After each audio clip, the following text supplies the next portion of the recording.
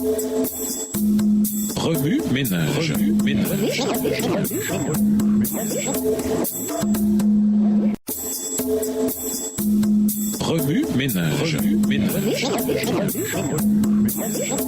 Bienvenue dans votre émission. Wami Ménage. Nous voilà à la leçon de jeudi. S'impliquer, ministre du ciel et de la terre. Appliquez au temple de Jérusalem les paroles du Sauveur. Détruisez ce temple et en 3 jours je le relèverai, avait une portée que ses auditeurs ne devinaient pas. Le Christ était le fondement et la vie du temple, dont les services préfiguraient le sacrifice du Fils de Dieu. Le sacerdoce avait été établi pour représenter le caractère et l'œuvre du Christ comme médiateur. Tout le plan des sacrifices annonçait la mort du Sauveur pour le rachat du monde. Ces offrandes perdraient toute valeur dès que serait consommé le grand événement qu'elles symbolisaient. En 3 jours, je le relèverai. La mort du Sauveur paraissait donner l'avantage aux puissances des ténèbres qui se réjouissent de leur victoire. Mais Jésus sortit en vainqueur du sépulcre prêté par Joseph. Il a dépouillé les principautés et les pouvoirs et les a publiquement livrés en spectacle en triomphant d'eux par la croix. Colossiens 2, verset 15. En vertu de sa mort et de sa résurrection, il est devenu le ministre du véritable tabernacle dressé par le Seigneur et non par un homme. Hébreux 8, verset 2. Le tabernacle israélite a été construit par des hommes. Le temple juif a été édifié par des hommes. Mais le sanctuaire d'en haut, dont le terrestre était une représentation, n'a pas été construit par un architecte humain. Voici un homme dont le nom est Jérôme. C'est lui qui bâtira le temple du Seigneur. Il portera les insignes de la majesté. Il s'assiera et gouvernera sur son trône. Il y aura aussi un prêtre sur son trône. Zacharie 6, versets 12 et 13. Le service des sacrifices qui annonçait le Christ a pris fin. Mais les yeux des hommes ont été dirigés vers le vrai sacrifice offert pour les péchés du monde. Le sacerdoce terrestre a cessé. Mais nous regardons à Jésus, médiateur d'une nouvelle alliance, et au sang de l'aspersion qui parle mieux que celui d'Abel. L'accès du Saint des Saints n'était pas encore ouvert tant que le premier tabernacle subsistait.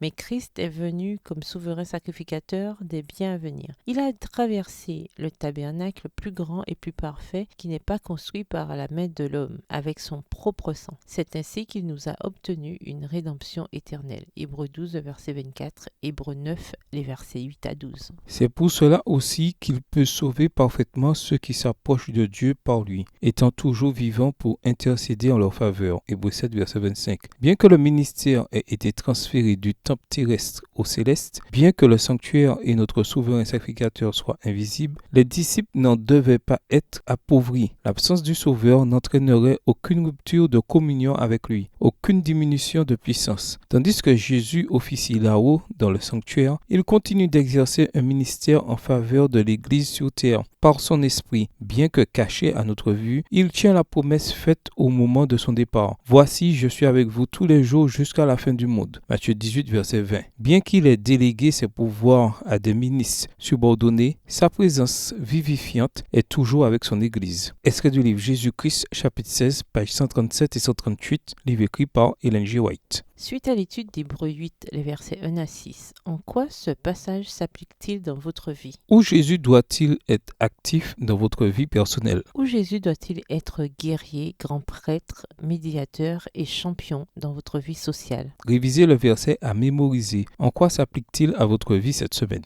Au revoir. Et à demain si Dieu veut. Remue ménage. Remue ménage.